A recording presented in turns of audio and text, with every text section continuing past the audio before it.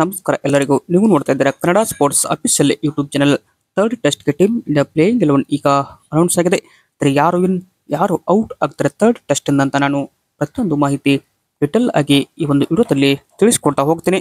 ಅದಕ್ಕಿಂತ ಮುಂಚೆ ಯಾರೆಲ್ಲ ನಮ್ಮ ಒಂದು ಯೂಟ್ಯೂಬ್ ಚಾನಲ್ಗೆ ಇನ್ನೂ ಸಬ್ಸ್ಕ್ರೈಬ್ ಆಗಿಲ್ಲ ಅಂದರೆ ಈ ಕೂಡ ಸಬ್ಸ್ಕ್ರೈಬ್ ಆಗಿ, ಹಾಗೆ ನೀವು ವಿಡಿಯೋ ಇಷ್ಟ ಆದರೆ ಒಂದು ಲೈಕ್ ಮಾಡಿ. ಇನ್ನು ಟೀಮ್ ಇಂಡಿಯಾ ಮೊದಲ ಟೆಸ್ಟ್ ಸೋತ ಬಳಿಕ ಬರ್ಮಿಂಗ್ಹ್ಯಾಮ್ನಲ್ಲಿ ಇದೀಗ ಭರ್ಜರಿ ದಾಖಲೆ ಗೆಲುವು ದಾಖಲಿಸಿತು. ಈ ಬಳಿಕ ಥರ್ಡ್ ಟೆಸ್ಟ್ ಪಂದ್ಯ ನಾಳೆಯಿಂದ ಲಾರ್ಡ್ಸ್ ಅಂಗಳದಲ್ಲಿ ಆರಂಭ ಆಗ್ತದೆ. ಈ ಒಂದು ಟೆಸ್ಟ್ ಪಂದ್ಯಕ್ಕೆ ಟೀಮ್ ಇಂಡಿಯಾ ಪ್ರಭಾವಲಿ ಪ್ಲೇಯಿಂಗ್ 11 ಯಾವ ತರ ಇರದೆ ಅಂತ ನೋಡಬಹುದು. ಏನಿದೆ ಜೈಸ್ವಾಲ್ ಮತ್ತು ಕೆಎಲ್ ರಾಹುಲ್ ಓಪನ್ ಆದರೆ ನಂಬರ್ 3 ಒಂದು ಬದಲಾವಣೆ ನಾವು ಇಲ್ಲಿ ನೋಡಬಹುದು.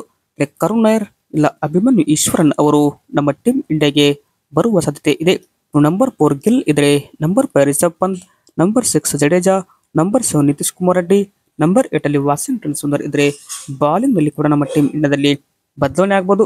ಪ್ರಸಿದ್ಧ ಕೃಷ್ಣ ಅವರ ಜಾಗಕ್ಕೆ ಆಕಾಶ್ ದೀಪ್ ಅವರು ಬಂದ್ರೆ ಇಲ್ಲಿ ಬುಮ್ರಾ ಅವರು ಮತ್ತೊಮ್ಮೆ ನಮ್ಮ ತಂಡಕ್ಕೆ ಎಂಟ್ರಿ ಕೊಡ್ತಾ ಇದ್ದಾರೆ.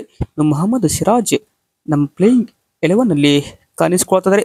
ನಮ್ಮ ತಂಡದ ಬಾಲಿಂಗ್ ನೋಡ್ತಿದ್ರೆ ಆಕಾಶ್ ದೀಪ್, ಬುಮ್ರಾ ಮತ್ತು ಸಿರಾಜ್ ಒಂಥರ ಬೆಂಕಿ ಬಾಲಿಂಗ್ ಲೈನ್ ಅಪ್ ಇದೆ.